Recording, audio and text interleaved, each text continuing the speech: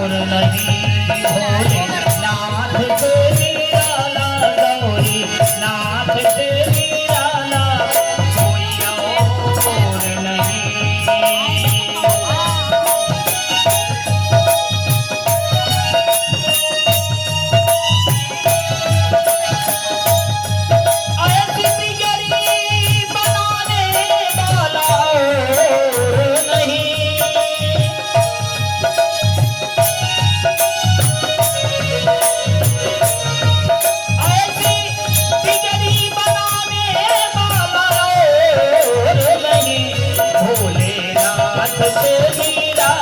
गौरी नाथ से निराला कोई और नहीं भोलेनाथ से निराला गौरी नाथ से निराला कोई और नहीं।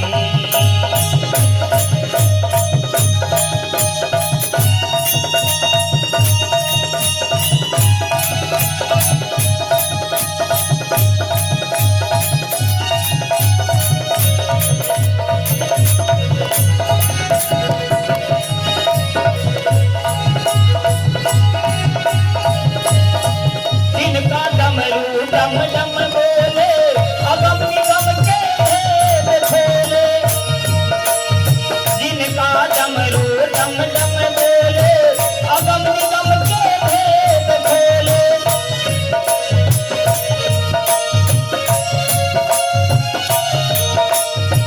जिनका डमरू डम डम बोले अगम निगम के भेद खोले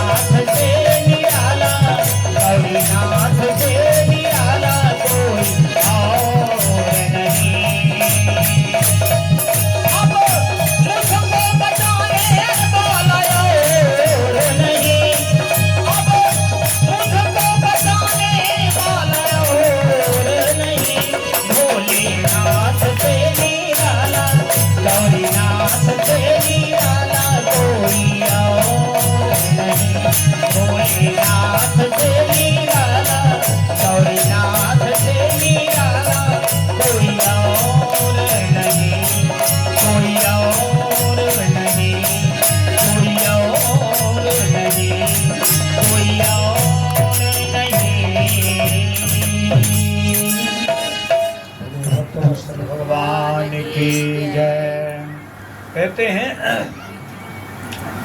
महारानी शत्रुपा और मनु से 2-3 बेटियों के साथ साथ 2 बेटे भी हुए। तो प्रियव्रतोत्तानपादो शतरूपायते सुतौ वासुदेवस्य कलया रक्षायां जगतस्थितो जाये उत्तानपादस्य सुनीतिः सुरचिस्तयो सुरचिः प्रेयसी पथ्यो नेतरा तत्कुतो ध्रुवः।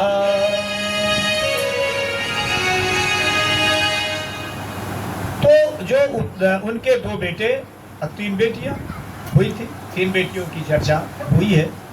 तो कहते हैं कि उनके जो बड़े बेटे थे उनका नाम था उत्तानपाद। उत्तानपाद का अर्थ है उत माने ऊपर, तान माने उठे हुए, पाद माने पैर। अर्थात वह अभिमानी जो संसार में तना तना अकड़ा अकड़ा चलता है, झगड़ा करने के लिए तैयार रहता है, पैर उठाए रहता है, बाहें समेटे रहता है, उसको कहते हैं उत्तानपाद। दूसरा अर्थ है कि जिसका जन्म पैर से हो, है ना, माता के गर्भ से जिसका जन्म पहले पैर से हो उसको भी बोलते हैं उत्तानपाद। अच्छा, तीसरा अर्थ है कि जिसका बड़ा भारी साम्राज्य हो उसे भी उत्तानपाद कहते हैं, है ना। तो कहते हैं कि 2 बेटे हुए प्रियव्रत। प्रियव्रत का अर्थ है प्रियम व्रतम यस्य सा प्रियव्रतम, जिसको व्रत अच्छा हो लगता हो, नियम अच्छा लगता हो, उपवास अच्छा लगता हो, वो है प्रियव्रत। उपवास का अर्थ क्या है? उप माने समीप, वास माने निवास करने का अभ्यास, अर्थात ईश्वर के समीप रहने का अभ्यास करना ही उपवास है। भगवान का चिंतन करते रहना उसका अभ्यास ही उपवास है। अब देखिए, उत्तानपाद की 2 रानियां हैं। उत्तानपाद महाराज के 2 रानियां हैं, एक है सुरुचि, एक है सुनीति। ठीक है, सुरुचि का बेटा है उत्तम और सुनीत का बेटा है ध्रुव। अब इसको ध्यान से सुनिएगा। हम तो ये कहते हैं कि यहाँ जितने पुरुष बैठे हैं सबके 2-2 पत्नियां हैं। अरे महाराज, ऐसे आप कहाँ जानो, आप तो पहली बार आए हो, भेंट हो रही है, पर 2-2 पत्नी कैसे हो गई? बोले भक्त वत्सल भगवान के 2-2 पत्नी कैसे है? हमको मालूम है। अरे महाराज, आप तो कैसे जान गए महाराज? कोई सामुद्रिक विद्या है क्या आपके पास की जो जान गए कि जो है 2-2 पत्नियां हैं? हाँ, 2-2 पत्नी है। कोई आप स्वीकार कर लो तो ठीक, नहीं मैं अभी बता देता हूँ, बता दूंगा, क्या नाम भी बता दूंगा उन पत्नियों के। झगड़ा हो तो आप लोग जानना, कोई बात नहीं है। बोले भक्त वत्सल भगवान के जय। बोले कि जो है सुरुचि और सुनीति, हर व्यक्ति की, यहाँ जितने बैठे ही वही भर नहीं, हर व्यक्ति की 2-2 पत्नी है। सुरुचि है, सुनीति। सुरुचि का अर्थ ये है कि आपको जो अच्छा लगे और आपको अब जब मन के अधीन होकर के काम करने लगे तो समझिएगा कि हम सुरुचि नामक महारानी के साथ में हैं। कोई भले कहे कि ये गलत भैया, ऐसा मत करो, ये गलत है, अन्याय है, अधर्म है, पाप है, ऐसा नहीं करना चाहिए, इसमें बदनामी होगी, हंसी होगी। तो जब कोई कुछ भी कहे, हमसे कोई लेना देना नहीं, हम यही करेंगे, जिसको जो कहना कहते रहें। जब इस प्रकार के भाव मेरे अंदर प्रकट हो, इस प्रकार के जब वृत्ति पैदा हो, जब इस प्रकार की मेरा सोच हो जाए, तो समझ जाइएगा कि हम जो है सुरुचि नामक महारानी के साथ विहार कर रहे हैं, विचरण कर रहे हैं, उनके साथ में चल रहे हैं। और जब धर्म मार्ग पे हम चलें, नीति मार्ग पे चलें, सुंदर मेरे जीवन में व्यवहार हो, सुंदर कार्य हो, सुंदर आचरण हो, तब समझिए चाहिए कि हम सुनीति नामक महारानी के साथ चल रहे हैं। हमारी सुनीति नामक महारानी साथ दे रही है, न मैं उनके साथ विचरण कर रहा हूँ। अर्थात तो इसी शरीर में, हमारे शरीर में भी जब ये व्यक्ति जन्मता है तो दो महारानियों के साथ अपने आप विवाह हो जाता है, सुनीति और सुरुचि। और इनके साथ भावर डालने की जरूरत नहीं होती है, ये जन्म से ही, बड़े होते ही, विवाह योग्य होते ही इनका अपने आप विवाह हो जाता है। अब हम ये आपस में सोचेंगे, चिंतन करेंगे कि हम कब सुनीति महारानी के साथ चल रहे हैं और कब सुरुचि महारानी के। तो कहते हैं कि एक दिन महाराज उत्तानपाद सुरुचि के पुत्र उत्तम को, अब देखिए इनके बेटा क्या हुआ, सुरुचि का उत्तम, माने हम जो करेंगे हमको वही अच्छा लगता है, तो वो उत्तम नाम का बेटा हुआ। और जो सुनीति थी उनका ध्रुव नाम का बेटा हुआ। तो ध्रुव का अर्थ होता है अटल, निश्चय। तो जिनका सुंदर व्यवहार आचरण के साथ, सुंदर कार्य के साथ जो हमने कार्य का परिणाम प्राप्त हुआ, बेटे का अर्थ है कि कार्य का परिणाम, कार्य का जो मुझे परिणाम प्राप्त हुआ तो वो ध्रुव नाम से हुआ। और ध्रुव जाकर के भगवान के भक्तों में उसका जो है नाम आ गया। और उसके लिए भगवान ने अलग लोक, ध्रुव लोक की स्थापना कर दिया। 70 मंडल आज भी उसकी परिक्रमा कर रहे हैं। और जो उत्तम हुआ तो उत्तम क्या हुआ कि यक्षों के द्वारा मारा गया। जो हम अपनी स्वेच्छाचारिता से जो भी कार्य करेंगे अंत में वो मेरे पतन और विनाश का कारण बन जाएगा। परिणाम उसका माने पुत्र माने परिणाम, जो मुझे परिणाम प्राप्त हुआ तो वो ध्रुव प्राप्त हुए और वो उत्तम प्राप्त हुए। उत्तम मारे गए यक्षों के द्वारा और ध्रुव जो है आज भी आकाश में स्थित हैं, स्थापित हैं। भगवान के भक्तों में उनकी नाम है श्रद्धा। तो कहते हैं कि एक दिन राजा उत्तानपाद सुरुचि के पुत्र उत्तम को लेकर के गोद में प्यार कर रहे। उसी समय सुनीति के जो बालक थे, ध्रुव थे, वहीं खेल रहे थे। तो उनको लगा कि मेरे पिताजी बैठे हैं, मैं भी चला जाऊं। तो जैसे उनके गए, वहाँ महारानी जो सुरुचि बैठी थी, उन्होंने उस बच्चे को डांट दिया और ये कह दिया कि तू मेरे कोख से पैदा नहीं हुआ है, तो इसलिए तू पिता के, महाराज के गोद में बैठने का अधिकारी नहीं है। और उन्होंने ये कहा कि यदि तुमको मेरे पिता के इस सिंहासन में, पिता के गोद में बैठने की लालसा हो तो जाओ पहले भगवान से प्रार्थना करो, भगवान की उपासना करो कि भगवान तेरा जो जन्म दे दोबारा मेरे कोख से हो, तभी तुम इस पिता के गोद में बैठने का अधिकारी हो सकोगे। अब ध्रुव जी को बुरा तब लगा कि उनकी जो माता थी, सौतेली माता थी, इस तरह से कह रही थी और पिताजी ने एक भी शब्द ये नहीं कहा कि अरे देवी ऐसा ना बोलो, वो भी तो अपना बेटा है। मैं जब ऐसा नहीं मना किया तो ध्रुव जी को वही सबसे बड़ा अपमान लगा और कहते हैं मातुः सपत्ना सदरुत विद्धा स्वसंदुषा दंडहतो यथा हि अहि हित्वापि संतं पितरं सन्निवाचं जगाम मातुः प्ररुदं सताशम्। जिस प्रकार डंडे की चोट खा करके सब्र जो है फुफकारने लगता है, उसी प्रकार सौतेली माँ के कठोर वचनों से घायल होकर के क्रोध ध्रुव के मारे लंबी लंबी सांसें लेने लगे। और रोते हुए अपने माता के पास आए। उनके होंठ फड़क रहे थे। सीसा सीसा करके सुनीत ने उनको गोद में उठा लिया और पूछा कि बेटा क्या हो गया, काहे रो रहे हो। तो वहाँ पर जो लोग थे उन्होंने सारी बातें उनसे बताई। जब सुनीति से ये सारी बातें बताई तो सुनीति का भी जो मन था दुखी हो गया, उनका भी धीरज टूट गया। किंतु फिर उन्होंने अपने बालक को समझाते हुए कहा कि बालक बेटा, तेरी माता ने जो तुझे कहा ये तो बड़ी योग्य बातें कहा। यद्यपि वो कुंठावश कहा है उन्होंने, तुम्हारे ईर्ष्या, क्रोध और तुम्हारे प्रति वो गलत भावना से कहा है, फिर भी जो तो उन्होंने कहा है वो तेरे लिए बड़ा श्रेय का मार्ग बताया है बेटा। यदि उन्होंने कहा कि तू भगवान का जाके भजन कर तो बड़ी अच्छी बात है बेटा। तू अपने सौतेली माता के लिए कोई भी जो है इस तरह से अनिष्ट की कामना मत करना बेटा। ऐसा उन्होंने समझाया। और समझा करके जब उन्होंने समझाया तो वहाँ से ध्रुव जी है घर से निकल पड़े। अभी 5 वर्ष के हैं।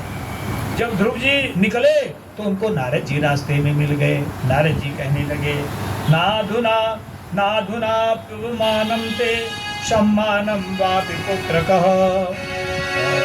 लक्षयामः कुमारस्य सत्तस्य क्रीडनादिषु विकल्पे विद्यमानेऽपि नासन्तोषे तवः मोहामृतो भिन्ना यल्लोके निज कर्मभिः। नारद जी ने कहा, बेटा ध्रुव, अभी तू बच्चा है, अभी तो तुझे खेलने कूदने का समय है। हम ये नहीं समझते कि इस उम्र में व्यक्ति को मान अपमान होना चाहिए, मान अपमान का भान होता है। हाँ, तुम ये जो मान अपमान होता है बेटा, ये जगत में केवल मोह का कारण ही है और इसी के कारण व्यक्ति को बड़ा दुख होना पड़ता है। ये भगवान की बड़ी विचित्र गति है। और अब बेटा, माता के उपदेश से तो जिस भगवान की साधना करना चाहे घर चला जाए अपने जो है। और इस तरह से जब उन्होंने कई बातों कह करके उनको समझाने का प्रयास किया तो ध्रुव ने कहा, सोयम समो भगवता सुख दुख तात्मनाम दर्शित कृपया पुंसाम दुर्धर्षोष्म दुर्धर्षया। भगवान, सुख दुख से जिसका चित्त चंचल हो जाता है उन लोगों के लिए ये आपका प्रवचन ये उसके ठहरता नहीं है। इसलिए ये अब मेरा प्रवचन, आपका प्रवचन मेरे कुछ भी हृदयंगम नहीं हो रहा है। अब मैं ये निश्चय कर चुका हूं कि मैं भगवान को प्राप्त ही करूंगा। यदि आप मेरे ऊपर कृपा है तो कुछ ऐसा बताइए कि जिससे मैं भगवान की प्राप्ति हो जाए। तब वो समझ गए कि इनका संकल्प अटल है, निश्चय है। तब उन्होंने कहा कि बेटा तेरा कल्याण हो, यहाँ से तू चले जा, जमुना जी के तट पर रहना, जहाँ भगवान जो है वहाँ पवित्र मधुबन में जाओ, वहाँ भगवान नित्य निरंतर निवास करते हैं। कालिंदी के जल में वहाँ स्नान करना और वहाँ से तीनों समय में स्नान करना, आसन बिछा करके और रेचक पूरक कुंभक को तीनों प्रकार से प्राणायाम करके पहले अपने मन को, अपने इंद्रियों को, प्राण को शुद्ध करना, पवित्र करना। देखिए, प्राणायाम करने से प्राण शक्ति प्रकट होती है, ध्यान करने से मन शक्ति प्रकट होती है, जप करने से मन शक्ति प्रकट होती है। तो बेटा, ये खरखराहट है क्या मेरी आवाज? खरखराहट है ना? नहीं, खरखराहट नहीं है। तो उन्होंने कहा कि बेटा इस तरह से करके और ऐसा भगवान का चिंतन करना कि भगवान के नेत्र और मुख प्रसन्न है, निरंतर मालूम पड़ रहे हैं और वे प्रसन्नता पूर्वक मेरी ओर देख रहे हैं।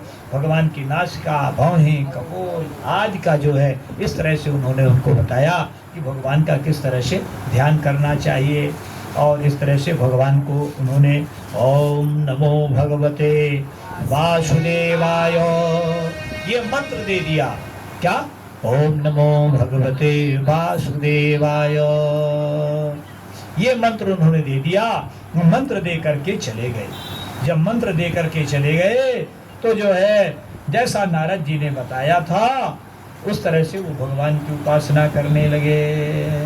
और इधर नारद जी आकर के राजा उत्तानपाद के पास पहुंचे और उन्होंने कहा कि राजन, आपने तो बड़ा गलत किया, बड़ा गलत कार्य किया। छोटे से नादान बच्चे को आपने जो है इस तरह से घर से निकाल दिया, अपमानित कर दिया। तब राजा कहने लगे, सुतो में बालको ब्राह्मण स्त्रीणे न करुणात्मना निर्वासिता 5 वर्ष समात्रा महान कवि। राजा ने कहा कि ब्राह्मण में बड़ा मैं स्त्रण्य हूँ, बड़ा निर्दयी हूँ। हाय हाय, मैंने 5 वर्ष के बालक को, नन्हे से बालक को अपने घर से निकाल दिया। अपने गोद में, मेरे गोद में आना चाहता था परंतु जो है उसको मैंने गोद में नहीं बैठाया, उसका कमल सा मुख कोहला गया होगा, कहाँ होगा जंगल में कोई सियार, कोई हिंसक, भेड़िए, कोई जीव उसको खा न जाए, इस कह करके जो है रोने लगे। तब उनको नारद जी ने बहुत बताया कि वो आप चिंता ना करो, मैंने उसको मंत्र दे दिया है, भगवान की कृपा से वो भगवान की साधना कर रहा है, अब उसके रक्षक भगवान हैं। जिसके रक्षक हैं भगवान उसे कोई मार नहीं सकता, अब प्रभु जगन्नाथ का भक्त जगत से हार नहीं सकता। अब उसके रक्षक भगवान है, आप चिंता ना करो। और नारद जी इस तरह कह के चले गए। अब वो नित्य निरंतर अपने बेटे की चिंता में लग गए। इधर ध्रुव जी यमुना जी के तट पर पहुंच करके स्नान किया, और स्नान करके नारद जी जैसा उपदेश किया था तो उन्होंने 3 रात्र के अंतर में केवल शरीर निर्वाह के लिए केवल बेल के कैथ और बेर के फल खा करके उन्होंने उपासना किया। फिर दूसरे महीने उन्होंने 6 दिन के अंतर में सूखे घास और बेल पत्र खा करके भगवान का भजन किया। तीसरे महीने 9 के दिन के अंतर में केवल जल पी करके वो भगवान की आराधना करते रहे। चौथे महीना उन्होंने अपने श्वास को भी जीत करके 12 दिन के अंतराल में केवल वायु पी करके रहने लगे। 5वें मास लगने पर राजकुमार ध्रुव ने अपने श्वास को भी जीत करके अपने श्वास को भी रोक दिया, पर ब्रह्म का चिंतन करते हुए एक पैर से खंभे की तरह से खड़े हो गए। जैसे उन्होंने श्वास को अपने रोका तो तीनों लोग थर्रा गए, सबके देवताओं के प्राण वायु रुक गए। सभी देवता लोग भगवान के पास पहुंचे और उनसे कहने लगे कि प्रभु हम लोगों की श्वास प्राण वायु रुक रही है, श्वास लेने में तकलीफ हो रही है, क्या हो रहा है। तब भगवान ने उनको सबको समझाया।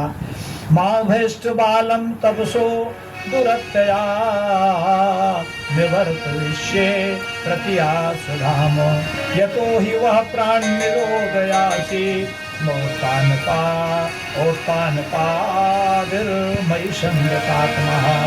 देवताओ तुम लोग डरो नहीं, डरो मत। ये उत्तानपाद के पुत्र जो ध्रुव हैं उन्होंने अपने चित्त को मुझ विश्वात्मा में लीन कर दिया है। इस समय मेरे साथ उनकी अभेद धारणा सिद्ध हो गई है, इसी से तुम लोगों का प्राण निरोध हो रहा है। अब तुम लोग अपने अपने लोक में जाओ, अब मैं जा करके उनके पास जाता हूँ, उसको निवृत्त करता हूँ तपस्या से। देवता अपने अपने घर को चले गए। भगवान इधर जो है गरुड़ पर चढ़ करके जहाँ ध्रुव जी थे वहाँ पहुँच गए। अब भगवान जी उनके सामने खड़े हैं और ध्रुव जी जो है उनको देख ही नहीं रहे हैं। भगवान अब देखिए अत्रि मुनि के पास जब चित्रकूट में भगवान पहुंचे तो भगवान का वो वनवासी भगवान का धनुष बाण लिए भगवान का वो उपासना करते थे। अब अत्रि जी भगवान का हृदय में वही धनुष बाण लिए भगवान का ध्यान कर रहे हैं कि लक्ष्मण जी माता सीता सहित तो वनवासी भगवान का ध्यान कर रहे हैं और राम जी उनके सामने खड़े हैं जाकर के। लक्ष्मण से बोलो कि चलो अत्रि बहुत दिनों से अत्रि मुनि जो है वो कर रहे हैं, साधना कर रहे हैं, चलो चलते हैं। अब वो जाकर के उनके सामने खड़े तो लक्ष्मण जी मुस्कुराए कि भैया आप कब तक खड़े रहोगे ऐसे, वो तो आपकी ओर ध्यान ही नहीं देख ही रहे हैं। तो राम जी मुस्कुराए, बोले वो हृदय में मेरे हृदयाकाश में मेरा ध्यान कर रहा है। तो जिस छवि को वो ध्यान कर रहे थे तो भगवान ने खींच लिया, वापस ले लिया। तो वो अक्ल ला करके जब देखे तो वो भगवान सामने खड़े हैं। ध्रुव जी जिस मूर्ति का चिंतन कर रहे थे, ध्यान कर रहे थे, तो भगवान ने उसको खींच लिया। जैसे ही खींचा तो अकुला करके ध्रुव जी ने जब नेत्र खोला तो देखा कि भगवान खड़े हैं सामने। अब भगवान खड़े तो हैं पर अभी कोई पाठशाला विद्यालय गए नहीं है, कैसे भगवान की स्तुति करें, कैसे प्रार्थना करें। भगवान इस बात को समझ गए। भगवान ने अपना शंख लेकर के उनके कपोल पे स्पर्श करा दिया। जय कपोल पे स्पर्श कराया तो उनके मुख से वेदवाणी चरित होने लगी। ध्रुव जी बोले, योऽन्तः प्रविश्य मम वाचमिमां प्रसुप्तां संजीवयत्यखिल शक्तिधर सुधाम्ना अन्यास्य हस्तचरण श्रवण त्वगादीन् प्राणान् नमो भगवते पुरुषाय तुभ्यम्। एकस्तमेव भगवन्निदमात्मशक्त्या माया गुणया महदादशेषम् सृष्टानुविश्य पुरुषस्तदसद्गुणेषु नानेव दारुषु विभाषी। हे प्रभो, प्रभुवत इति प्रभो, जो सर्वशक्तिमान होता है, सर्वशक्तिमान होता है, उसको प्रभु कहा जाता है। हे प्रभु, आप सर्वशक्तिमान है। विभवत इति विभो, जो सर्वव्यापक है, उसको विभो कहा जाता है। हे प्रभु, आप तो सर्वशक्ति संपन्न हैं। आप ही मेरे अंतःकरण में प्रवेश करके अपने तेज से सोई हुई वाणी को सजीव करते हैं, और जब सजीव करते हैं तभी हाथ पैर कान त्वचा इंद्रिया में चेतना आती है। मैं आपको प्रणाम करता हूँ। प्रभु, आप तो हैं एक ही, परंतु अपनी अनंत गुणमयी माया के द्वारा अनेक जीवों में प्रवेश करके और अनेक तरह से भाषित होते हैं। हे प्रभु, जैसे लकड़ी कोई चपटी है, कोई गोल है, कोई तिरछी है, पर जब वो जलती है तो जलने पे वो अनेक उसके रूप दिखते हैं, परंतु वास्तविक में लकड़ी तो एक ही है। लकड़ी का स्वरूप, अग्नि का स्वरूप तो एक ही है। इस तरह से ध्रुव जी ने भगवान के 12 श्लोकों में स्तुति की।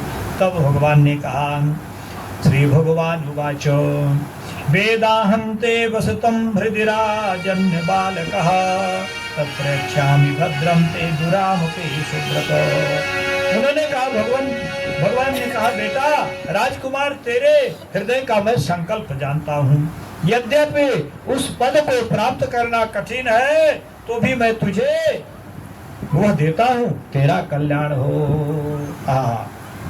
अब बेटा, जिस तेजो में अविनाशी लोक को आज तक किसी ने प्राप्त नहीं कर सका है, जिनके चरणों को, जिनके चारों ओर ग्रह नक्षत्र और तारागण ज्योतिष चक्र चक्कर काटता रहता है, वो लोग, वो तुमको जो है ध्रुपद देता हूँ। अच्छा, अब बेटा, प्रस्थिते तु वनम पित्रा दत्त्वा गांधर्व संत्रयः षड्त्रिंशत् वर्ष सहस्रम रक्षिताभ्योऽतेन्द्रियः।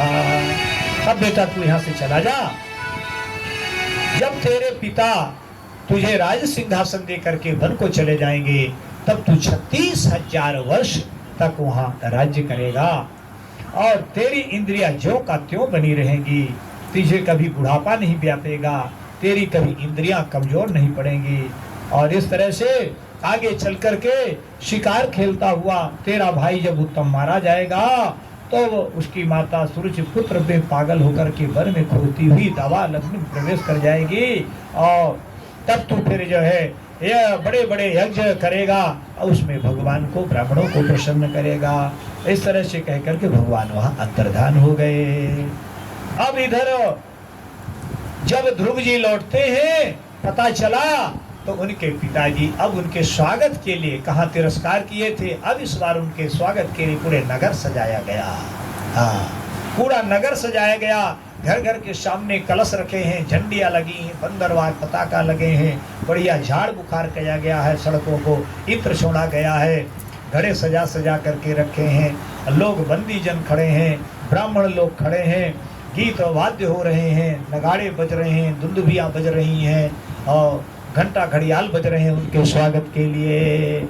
अब जब ध्रुव जी आए, तो ध्रुव जी का मन जो था खिन्न था, मन खिन्न हो गया। ध्रुव जी खिन्न मन से एक दिन चटाई पर बैठे थे, नारद जी आए। नारद जी उनके गुरु है ना, मंत्र दे दिए थे ना, गुरु बन गए। बोले बेटा दुखी क्यों हो? बोले महाराज दुखी इसलिए हो कि भगवान आए, 5 महीने में भगवान को मैंने प्राप्त कर लिया, जिनको जन्म जन्मांतर की साधना के पश्चात योगी जन नहीं प्राप्त करते पर कर पाते, और 5 महीने की साधना के अंतराल मैंने भगवान को प्राप्त किया, अविनाशी परमात्मा को। अविनाशी परमात्मा को प्राप्त करके भी मैंने विनाशी राज्य को मांगा। मेरे हृदय में वो माता के वाग बाण बिध रहे थे, पिता का अपमान बिध रहे था, तो मैंने उनसे क्या मांगा? भगवान ने मुझे राज्य दे दिया, ये नश्वर राज्य दिया, ये तो सब एक दिन नष्ट हो जाने वाले हैं, इसलिए मैं दुखी हो रहा हूँ। नारद जी ने उनको समझाया कि बेटा ये भगवान की इच्छा है, भगवान की इच्छा से तू जो है ये स्वीकार करो। इस तरह चले। बोले भक्त वत्सल भगवान की जय। तो क्या कहते हैं,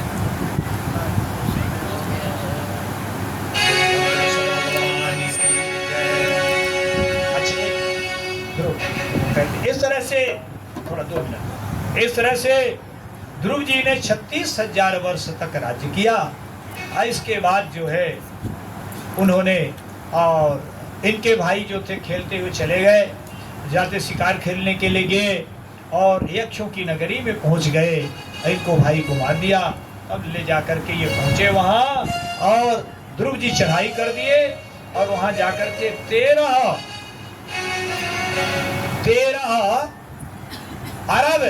13 अरब यक्षों को मारा। जब 13 अरब यक्षों को मारा तो उसी समय जो है मनु जी प्रकट हो गए और उन्होंने कहा, बेटा बस करो, इस तरह से तुमको निर्दोष लोगों की हत्या करना उचित नहीं है बेटा। अरे तेरे भाई को मारने वाला तो एक यक्षराज होगा, तूने इतने यक्षों को मार दिया, इनका क्या अपराध था। फिर जब उन्होंने कई तरह से उदाहरण दे करके समझाया कि बेटा किसी को कोई मारने वाला नहीं है, ये सबसे ऊपर से विधि का विधान रहता है कि कौन सर्प के द्वारा मरेगा, कौन बिच्छू के द्वारा मरेगा, कौन शत्रु के द्वारा मारा जाए, कौन हिंसक पशु के द्वारा मारा जाएगा, कौन बिजली से मरेगा, कौन पानी से मरेगा, कौन किससे मरेगा। ये सब पहले से उसके कर्मों के अधीन रहता है और परमात्मा उसको नियुक्त कर देता है और बना देता है। छठी के दिन, जिस दिन उसकी छठी होती है, उस दिन जो ब्रह्मा जी है ना, छठी के रात्र में उसके सब कुछ लिख देते हैं, उसकी जन्म पत्री बना देते हैं। इसलिए अब तुम बस करो। जब इस तरह की बात को मान ली तो जो है इसके बाद कुबेर आ गए। कुबेर जी भी ने उनको आशीर्वाद दिया कि आपने अपने पूर्वजों की बात को मान ली, अपने से बड़ों की बात मानी, इसलिए मैं आपको पर बड़ा प्रसन्न हूँ और आपने युद्ध समाप्त कर दिया। अब उसका समय आया, उन्होंने अपने पुत्र उत्कल को जो है राज्य सौंप करके और जो है जब वो अपने ध्रुव लोक की यात्रा करने लगे तो उसी समय जैसे ही आकाश से विमान आया तो एक बूढ़ी काली एक माता जी आ गई। बोली, ये ठहरो, मुझे बिना वरण किए तुम चले जा रहे हो। तो उन्होंने पार्षदों की ओर देखा, बोले ये माता जी कहती हैं कि मुझे, ये कौन थी बूढ़ी काली? मृत्यु देवी थी।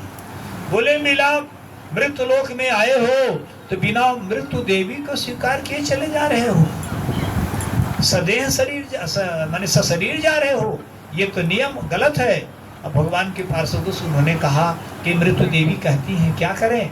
तो उन्होंने इशारा किया कि कहो कि मृत्यु देवी से कहो कि थोड़ा माता जी थोड़ा सिर नीचा तो करिए।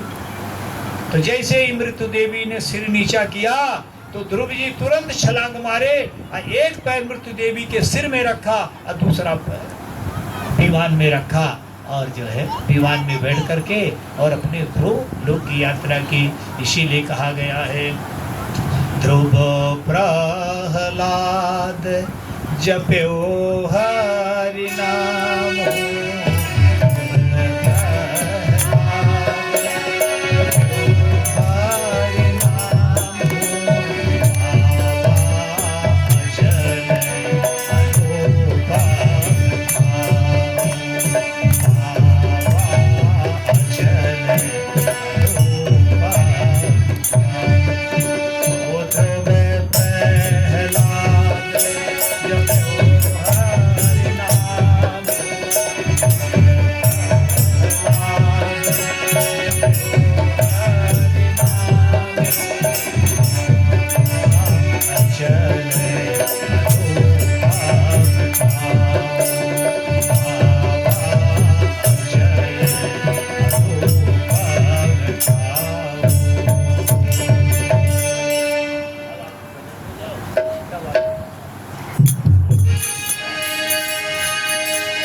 बोल वृंदावन बिहारी लाल की जय। तैयार हो जाइए।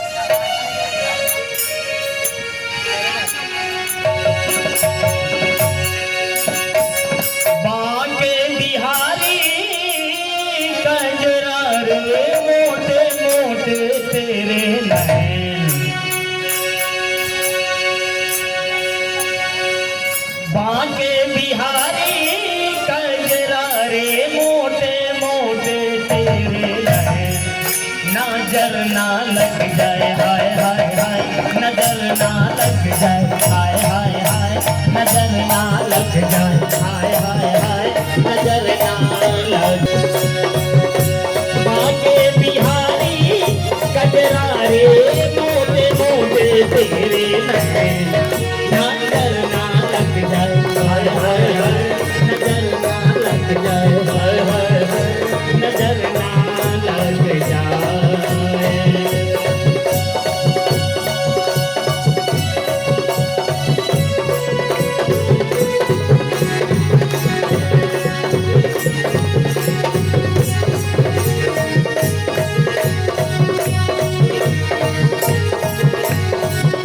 आंखों का काजल हाय हाय मोरा जिगर है घायल हाय हाय ओ आंखों का काजल हाय हाय मोरा जिगर है घायल रंग रस में पागल हाय हाय ओ रंग रस में पागल हाय हाय मैं तुम्हारी रे कजरा रे मोटे मोटे तेरे नैन नजर ना लग जाए हाय हाय हाय नजर ना लग जाए हाय हाय हाय नजर ना लग जाए हाय हाय हाय नजर ना लग जाए बाके बिहारी कजरा रे मोटे मोटे तेरे नैन नजर ना लग जाए हाय हाय हाय नजर ना लग जाए हाय हाय हाय नजर ना लग जाए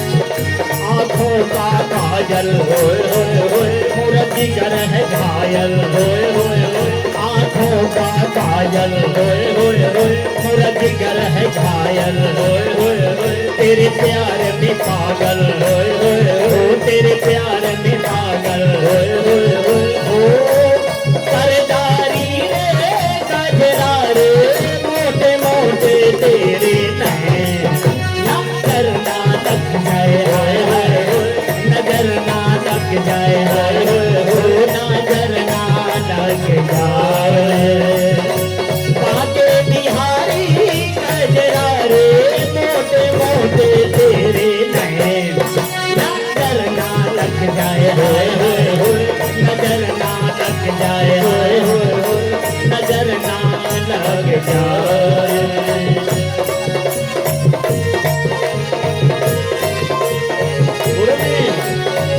जय हो बोल वृंदावन बिहारी लाल की जय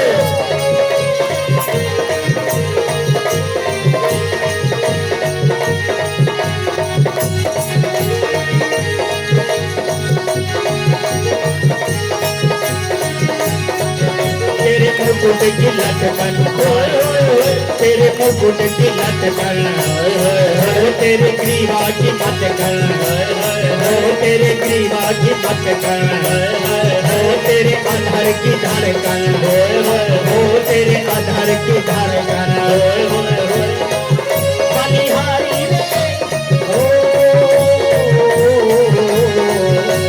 बलिहारी रे कजरा रे मोटे मोटे तेरे नैन नजर ना लग जाए हाय हाय हाय नजर ना लग जाए हाय हाय नजर ना लग जाए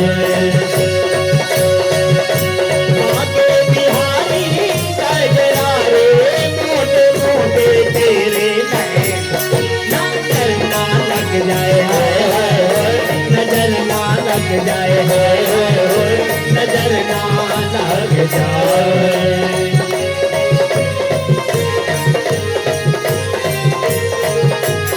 बोल बाके बिहारी लाल की जय भैया दो कर दो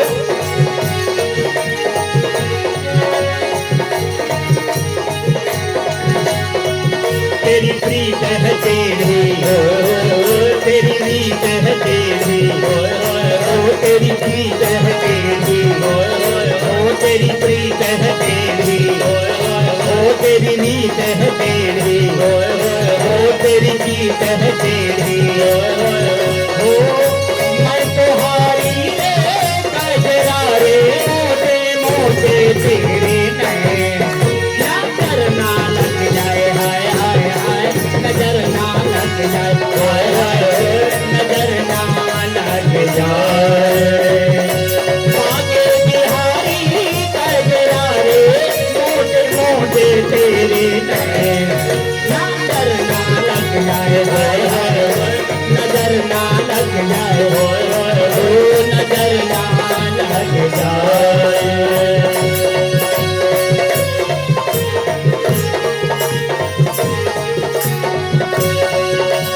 श्री कृष्ण गोविंद हरे मुरारी, हे नाथ नारायण वासुदेव, श्री कृष्ण गोविंद हरे मुरारी, हे नाथ नारायण वासुदेव, ओ श्री कृष्ण गोविंद हरे मुरारी, हे नाथ नारायण वासुदेव, श्री कृष्ण गोविंद हरे मुरारी, हे नाथ नारायण वासुदेव।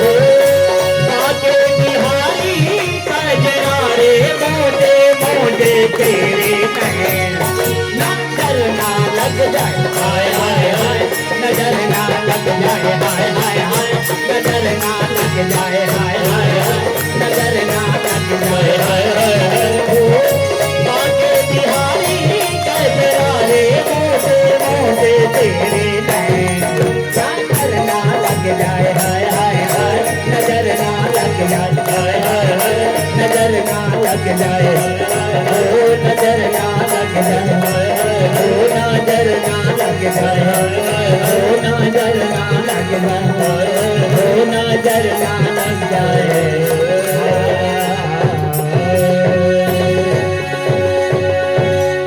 बोल वृंदावन बिहारी लाल की जय हो। बोले जय। उत्कल को राज्य दे करके, वो ज्येष्ठ पुत्र उत्कल थे, उनको दे करके वो चले गए। उन्हीं के वंश में जो है महाराज अंग हुए। अंग के एक बेटा हुआ वेन। वेन बड़ा अधार्मिक राजा हुआ। बेटा वो संतान हुई। ये धनुष बाण लेकर के वन में जाता, निरपराध पशुओं को वध करता, और उसको इतना आतंकवादी निकला वो भयंकर कि लोग देख करके बेन आया जिस मार्ग से वो निकलता तो लोग अपने अपने घरों में छुप जाते जो है। ऐसा क्रूर निर्दयी था कि खेल खेल में अपने बराबरी के लोगों को जो है निर्दयता पूर्वक वध कर देता, और तरह तरह के छोटे छोटे बच्चों की हत्या कर देता। इस तरह से बेटे के व्यवहार से कार्य को देख करके राजा अंग को रात में नींद नहीं आई। जब इतना उन्होंने देखा अत्याचार, उनको नींद नहीं आई और उन्होंने रात्रि के समय बिना किसी से बताए घर से निकल पड़े। तब ऋषि महात्मा जितने संत विद्वान विद्वज्जन सम्मानी जन सब ने एक सभा बुलाई।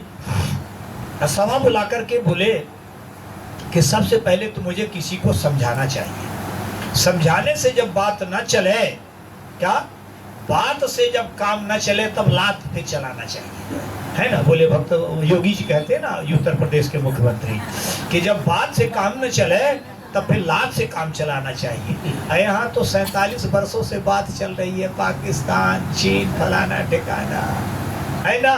अब इनके लात चलाने की हिम्मत ही नहीं है। थोड़ा चलो वो कहीं कर दो चार बोला था, फिर कहीं शांत शांत शांत शांत वार्ता हो गई है, वो दोबारा नहीं चलाएगा।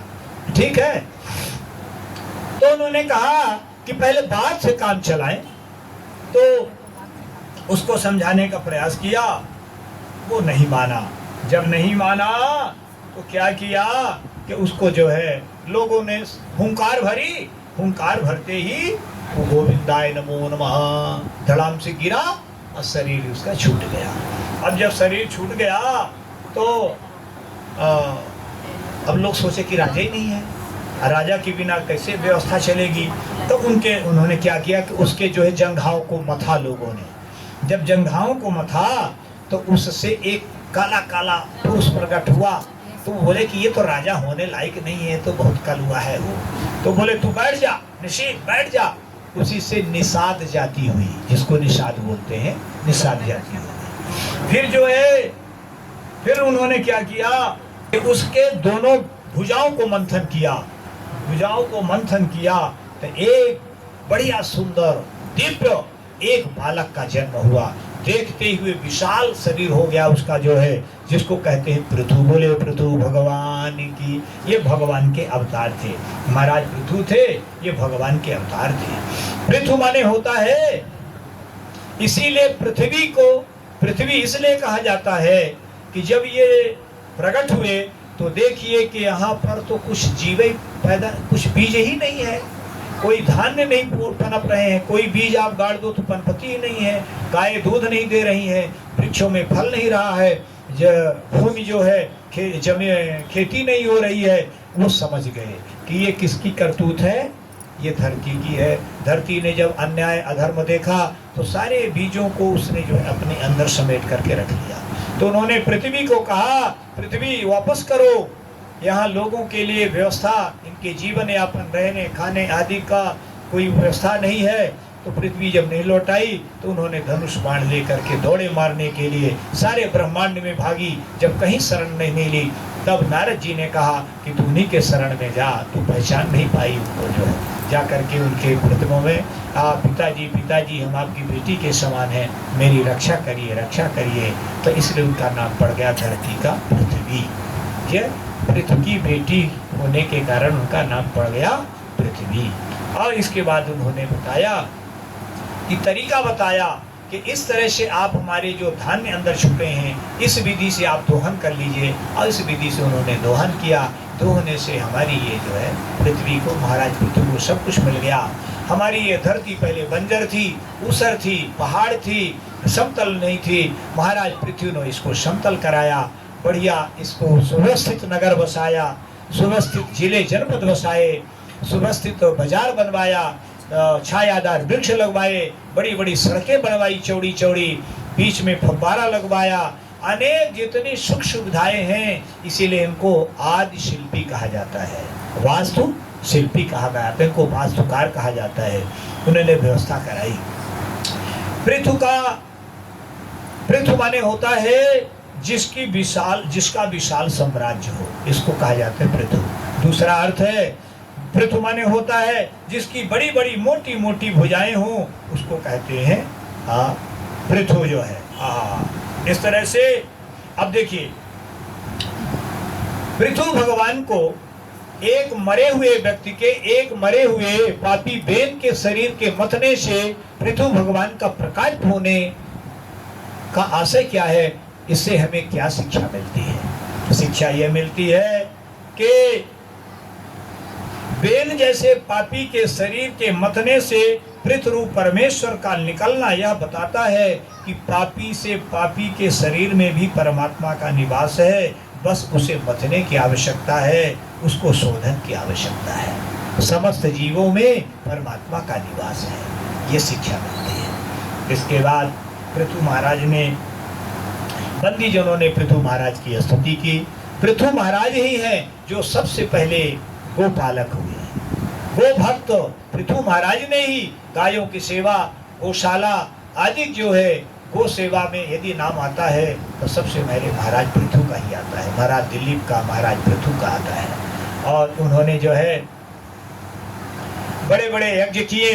जब उन्होंने 100वां यज्ञ चल रहा था तो इंद्र को ये लगा कि जो 100 यज्ञ कर लेता है वो जो है इंद्र पद का अधिकारी हो जाता है, तो मेरा पद न छिन जाए। तो यज्ञ का जो घोड़ा था वो चुरा करके इंद्र लेकर के भागा। जब भगवान ये महाराज पृथु को पता चला, अब जा करके वो कहाँ छुप गया? इंद्र के पास छुप गया, जो ब्रह्मा जी के पास छुप गया। जब वहां गया तो ये पता चला कि यज्ञ का घोड़ा ही नहीं है, ये ब्राह्मण के रूप में आया था। इसीलिए तभी से जो है पाखंड संसार में तभी आए लोग गिरुआ वस्त्र पहन करके, क्या गिरुआ वस्त्र पहन करके तरह तरह के साधु के वेश में चांडाल भी तभी से आने लगे। जो है चूंकि ये साधु का वेश बना करके आया था, इसीलिए जो है पाखंड है, पापस्य खंडा पाखंडा, जो पाप का एक ही खंड है उसको कहते हैं पाखंड। इसके बाद जो है चुराते समय जब उन्होंने कहा कि आखिर ये घोड़ा कहाँ गया, तब पता चला कि ये तो इंद्र ले गया है। और इंद्र जाकर के कहाँ छुप गया है, ब्रह्मा जी के पास छुप गया है। तो उन्होंने कहा कि उसको सहित आवाहन कर दो जो है। जैसे उन्होंने आवाहन किया तो जो है ब्रह्मा आदि जो है उनकी वो कुर्सी जो है वहाँ खिसकने लगी। सभी देवता आए, उनसे प्रार्थना की ऐसा न करिए जो है। तो उन्होंने उसको यज्ञ को बंद कर दिया और भगवान वहाँ प्रकट हो गए। भगवान प्रकट होकर के बोले भक्तवत्सल भगवान की जय। भगवान प्रकट होकर के और उन्होंने कहा कि पृथु क्या चाहते हो बताओ। तो पृथु ने कहा न कामये नाथ तदापि हम कचिन न यत्र यो समाचरणाम जाशवः महत्तमांतर हृदयान्मुखच्युतो विधस्य करणायुत मे समेधरः स उत्तम श्लोक महन्मुखच्युतो भगवत्पदाम्भोज सुधा प्रणानिलो स्मृति पुनः स्मृति तत्त्वं वर्तमानां योगिनां नो वितरते लंबरे यशा शिवं सूत्रविहार संगमे यदृच्छि आचोक हे प्रभु, मुझे कुछ भी नहीं चाहिए। हे प्रभु, बस मुझे तो मोक्ष पद की भी अभिलाषा नहीं है। बस क्या दे दीजिए आप, तो ऐसा कृपा करके मुझे 10,000 कान दे दीजिए। महाराज पृथु क्या कहते हैं कि मुझे 10,000 कान दे दीजिए। भगवान ने कहा कि 10,000 कान, लोग हंसेंगे नहीं, ये तो सबके 2-2 कान, आपके 10,000।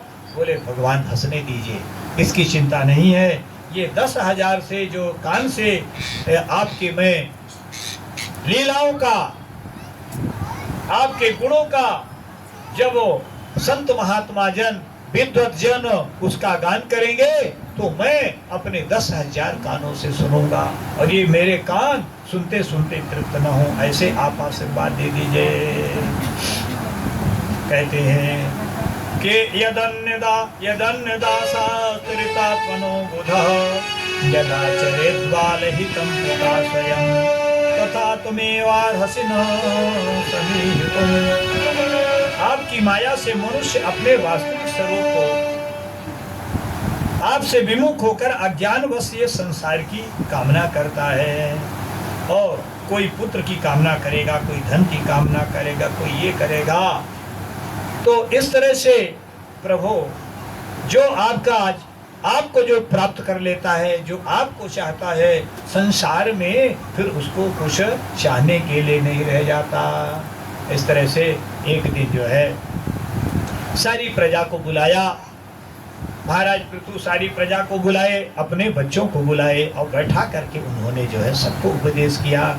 कहते हैं सम्या शृणुदु भद्रम व साधवो यहाँ गता तस्यासुभिर्धर्म आवेद्यम स्वामी। सज्जनों, आपका कल्याण हो। हे महान भावो, ये आप मेरी प्रार्थना सुने। जिज्ञास पुरुष को चाहिए कि संत समाज में अपने निश्चय का निवेदन करे। इस लोक में मुझे प्रजाजनों का शासन, उसकी रक्षा, आजीविका का प्रबंध, उन्हें अलग अलग अपनी मर्यादाओं में रखने के लिए राजा बनाया गया है। अतः इसका पालन करते हुए, यथावत पालन करते हुए, पालन करने से मुझे मनोरथ पूर्ण करने वाले उन लोगों की प्राप्ति होनी चाहिए जो वेदवादी मुनियों को होती है। जो राजा प्रजा को धर्म मार्ग की शिक्षा नहीं देता, केवल उससे कर लेता है, कर वसूल करता है, वो केवल प्रजा का पाप का भागी होता है और अपने ऐश्वर्य से हाथ धो बैठता है। इसलिए आप सबसे मेरी प्रार्थना है कि आप सब लोग अपने अपने कर्मों को, अपने अपने विचारों को, अपने स्वभावों को, सबको मैं भगवान में बना करके और प्रभु के चरण कमलों का नित्य निरंतर सेवन करें, जिससे आप सबको सहज ही उत्तम गति की प्राप्ति हो जाए। आप सब लोगों से यही मेरी प्रार्थना है। इस तरह से उन्होंने, इसके बाद एक दिन उनके यहाँ सनकादि आ गए सनकादियों ने उनको उपदेश किया, और उपदेश करने के बाद उन्होंने क्या कहा कि बताओ आप क्या देना चाहते हो। तो उन्होंने कहा कि मैं आपको ये सब देते हूँ दान में, मेरे पास जो कुछ है, मेरा प्राण, मेरा शरीर, मेरा धन, मेरी पत्नी, ये बच्चे, ये राज्य कोष, ये सब मैं आपको दान करता हूँ भगवान। तब वो मुस्कुराए। सनकादिकों ने कहा कि ठीक है, अब दान तो कर दिए, पर अब ये तुमको मैं धरोहर के रूप में रखता हूँ, इसको रखो, तुम रखे रहो। इसको उसी तरह से सेवन करना जिस तरह से बैंक का कैशियर जो है नोट तो गिनता है, हिसाब तो करता है, परंतु एक भी उसका उपयोग नहीं करता है। वो ये मानता है कि दूसरे की धरोहर है। इसी तरह से तुम भी प्रजा का पालन करो। इसी तरह इन्हें उपदेश देने का आशय ये था ताकि ये सब लोग, हमारे बच्चे, हमारी प्रजा इस बात को समझें। इस तरह करके और महाराज पृथु जो है अपना राज्य का वहाँ सौंप करके अपने पुत्रों को दे करके और उन्होंने परलोक गमन की यात्रा की और उन्होंने परम पद को प्राप्त हो गए। बोले भक्तवत्सल भगवान की जय। और कहते हैं, और एक दिन की बात है, कहते हैं आगे चलते इन्हीं के वंशज में नाभि हुए, राजा नाभि हुए, और नाभि के जो है ऋषभ देव जी का जन्म होता है। ऋषभ का शब्द अर्थ होता है श्रेष्ठ और ज्ञान। ऋषभ शब्द जो है ज्ञान और श्रेष्ठ दोनों के में अर्थों में प्रयुक्त होता है। जो रूप, कीर्ति, तेज, बल, ऐश्वर्य, यश, पराक्रम और सूरवीरता आदि गुणों से भरा हो, उसी का नाम है ऋषभ। दूसरा भाव है, दूसरा अर्थ है ऋषेन ज्ञानेन भाति इति ऋषभा। ऋष धातु गप्त्यर्थ और ज्ञानार्थ में प्रयुक्त होता है, इसी से ऋषि शब्द बनता है। जो अपने ज्ञान से, प्रकाश से अलौकिक हो, उसका नाम है ऋषभ।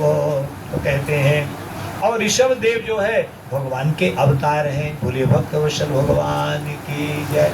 यही ऋषभ देव हैं जिनको जैन धर्म के लोग जो हो, इनको जो है अपना प्रथम तीर्थकर मानते हैं। एक अरहन नाम के राजा थे, इन्होंने इसकी तपस्या, इनकी साधना से प्रभावित होकर के उन्होंने एक पंथ की स्थापना कर दिया, जिसको जैन धर्म कहा जाने लगा है।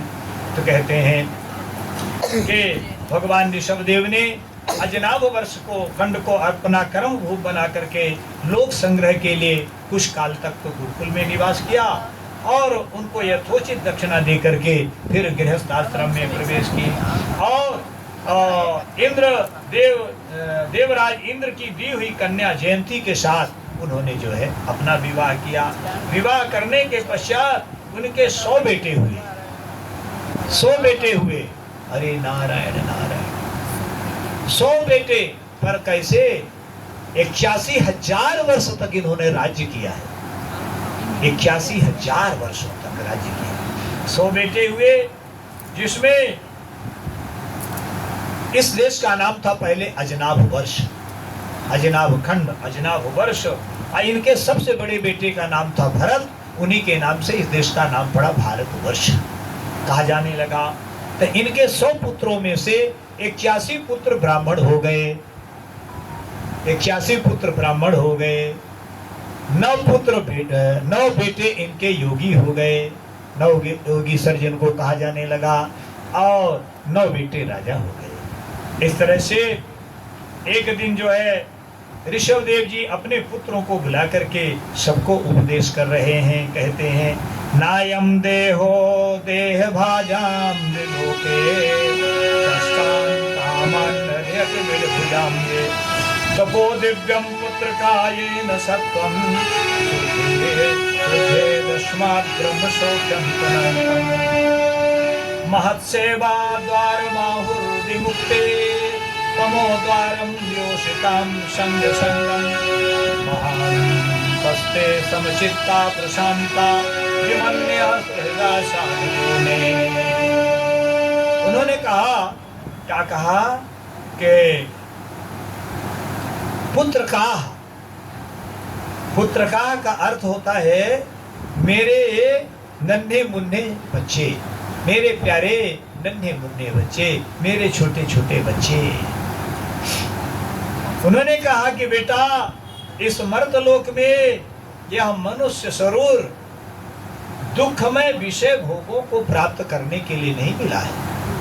ध्यान से सुनिएगा, क्या कहा अपने बेटों से?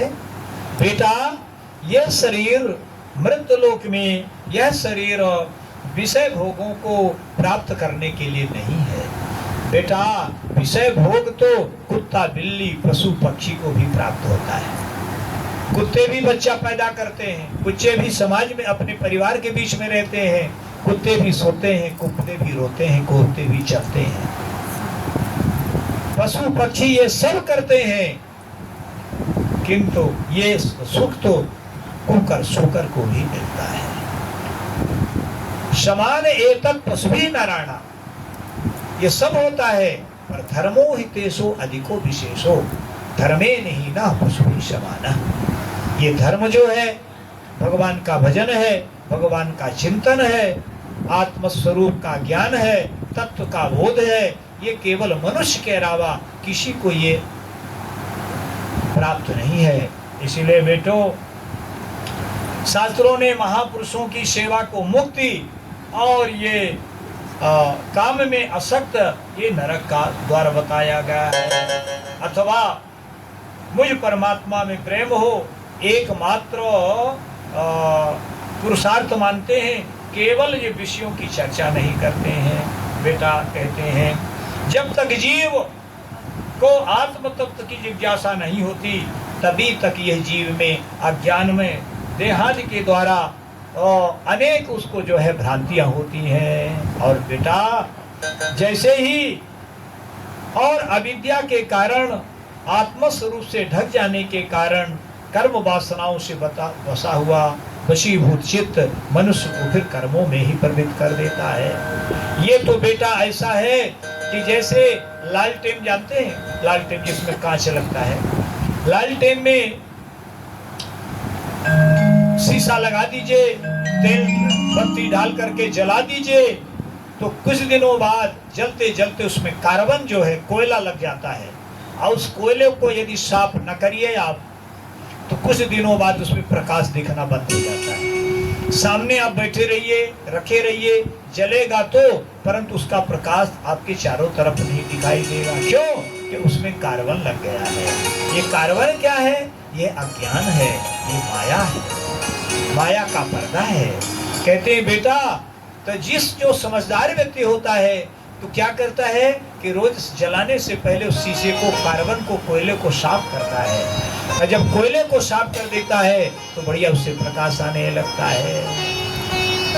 और प्रकाश यदि दो आदमी आपस में बैठे हैं और बीच में आप काले कपड़े के पर्दा से खींच दीजिए तो भले आपस में बातचीत करेंगे, एक दूसरे की बात सुनाई देगी, किंतु एक दूसरे को देख नहीं पाएंगे। यही है अविद्या, यही है अज्ञान, यही है माया। बोले भक्त वत्सल भगवान की जय। इसलिए सत्पुत्रों, संसार से पार होने में कुशल तथा धैर्य, उद्यम एवं सत्गुणादि विशिष्ट पुरुषों को चाहिए कि सबकी आत्मा और गुण स्वरूप मुझ भगवान में भक्ति भाव रखे।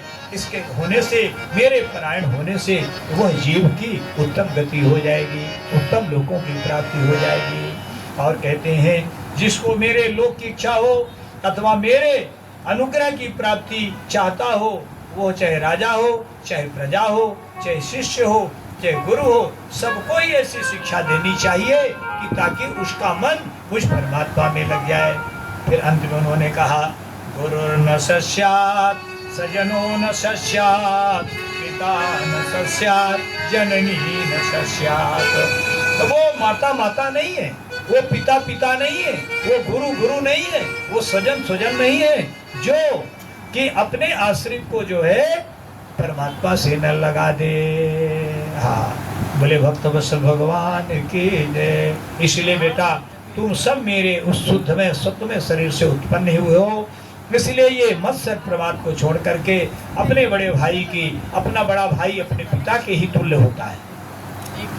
अपने बड़े भाई को अपने पिता के समान ही आदर करना चाहिए। अपने छोटे भाई को अपने बेटे के समान ही उसको प्रेम करना चाहिए। उसको जो है प्रति जो है भाव होना चाहिए। इसलिए तुम सब लोग पुत्रों संपूर्ण कहते हैं। अंत में उन्होंने जो बात कही है वो बड़े मर्म की है, उसको समझने की है। सर्वाणि मद्विष्णतया भवद्भिर् चराणि भूतानि सुता ध्रुवाणि संभावितव्यानि पदे पदे वो विविक्त दृष्टिर्तदुहार्हणं मे मनोवचो दृक्करणे युतस्य साक्षात् कृतं मे परिवरहणं मे विना पुमानेन महाविभोहा कृतान्त पाषाण नीचे। पुत्रो तुम संपूर्ण चराचर भूतों में, संपूर्ण यानी पशु पक्षी कुत्ता बिल्ली में भी संपूर्ण चराचर भूतों में मेरा ही शरीर समझ करके शुद्ध बुद्धि से पद पद पर उनकी सेवा करो, यही मेरी सच्ची पूजा है। मन वचन दृष्टि तथा अन्य इंद्रियों की चेष्टाओं का साक्षात फल मेरा इस प्रकार का ही पूजन है। बिना इसके मनुष्य को महामोह में काल पास से छुटकारा नहीं मिल सकता है। क्या कहा? अंतिम उपदेश का किया अपने बच्चों को? नहीं समझे। नारायण नारायण कहाँ चला गया था मन, जो है इधर उधर चला गया था। ये कह रहे हैं कि संपूर्ण चराचर जीवों में मेरा ही शरीर समझ करके कि ये भगवान का ही शरीर है, इस तरह से उनकी सेवा करो। पद पद पर ये मान करके कि ये भगवान है, ऐसा उनके साथ व्यवहार करो, यही मेरी सच्ची पूजा है। बोले भक्त वत्सल भगवान की जय। अभी आरती नहीं होगी, अभी कथा चलेगा, तो लोग बड़ा देर किए हो आने में। आज बज गए, आज 9 बजेगा, क्योंकि 4 बजे आना था तो ये लोग 5 बजे आए, तो 1 घंटा तो लेट किए ना। चलिए बोले भक्त वत्सल भगवान।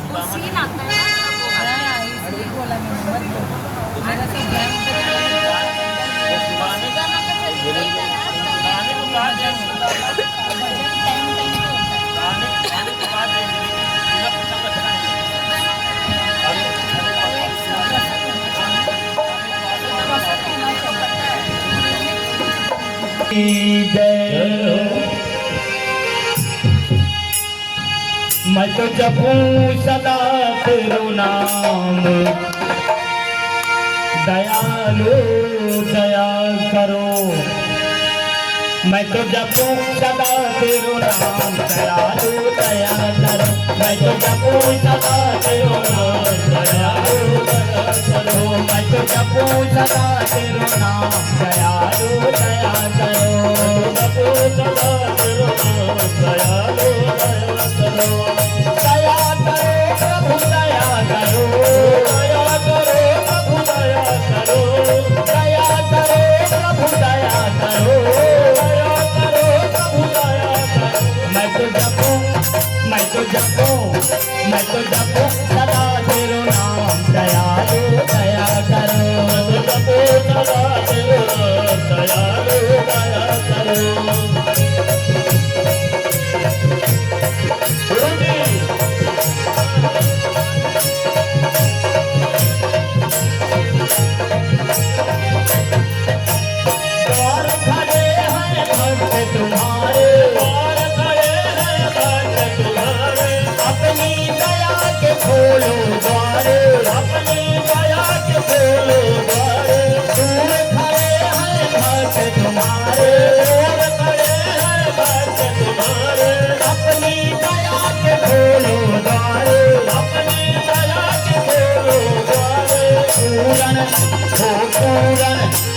पूरन हो सब काम, दयालु दया करो। मैं तो जपूं सदा तेरो नाम, दयालु दया करो। मैं तो जपूं सदा तेरो नाम, दयालु दया करो।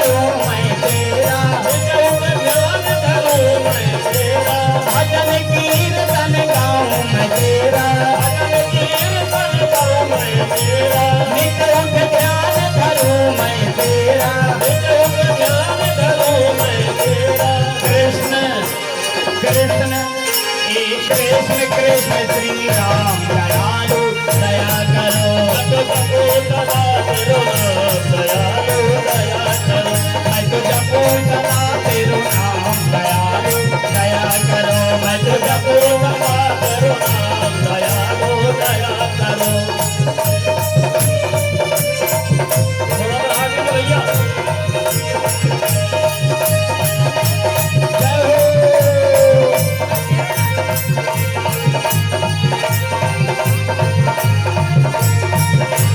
साधु संत की संगत देना साधु संत की संगत देना अपने नाम की रंगत देना अपने नाम की रंगत देना साधु संत की संगत देना साधु संत की संगत देना अपने नाम की रंगत देना अपने नाम की रंगत देना दास एक दास बना लो घन श्याम दयालु दया करो दास बना लो घन श्याम दयालु दया करो मैं तो जपू सदा तेरो नाम दया करो मैं तो जपू सदा तेरो नाम दयालु दया करो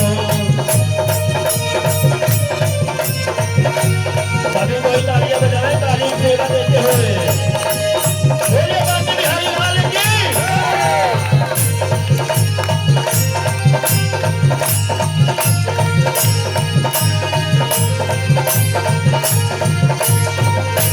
मेरे मन की ज्योति जगा दो मेरे मन की ज्योति जगा दो मुझको अपना रूप लगा दो मुझको अपना रूप लगा दो मेरे नाम की ज्योति जगा दो मेरे नाम की ज्योति जगा दो मुझको अपना रूप लगा दो मुझको अपना रूप लगा दो पहुंचा पहुंचा हो पहुंचा दो निज धाम दयालु दया करो मैं तो जपू सदा तेरो नाम दयालु दया करो मैं तो जपू सदा तेरो नाम दयालु दया करो मैं तो जपू सदा तेरो नाम दयालु दया करो हे दया करो प्रभु दया करो हे दया करो प्रभु दया करो दया करो प्रभु दया करो दया करो प्रभु दया करो मैं तो जपू सदा तेरो नाम दयालु दया करो मैं तो जपू सदा तेरो नाम दयालु दया करो मैं तो जपू सदा तेरो नाम दयालु दया करो मैं तो जपू सदा तेरो नाम दयालु दया करो मैं तो जपू सदा तेरो नाम दयालु दया करो मैं तो जपू सदा तेरो नाम दयालु दया करो मैं तो जपू